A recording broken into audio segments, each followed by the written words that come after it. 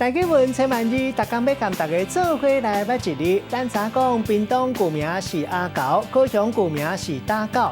今仔日要甲大家小解，这一日咱同齐来看到，这就是屏东的屏，读播音屏第5条。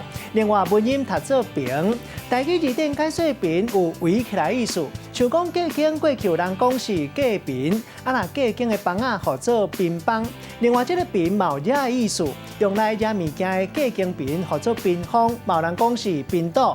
另外菜屏风会当讲是徛屏风、围屏风，也佫有盾牌，古早有人讲是屏牌。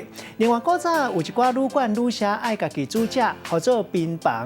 带大家做伙来小解这两个词。头一个读做徛屏，也就是屏风，这是一款伫咧室内用来炸风、隔间或者是惹物件的用具。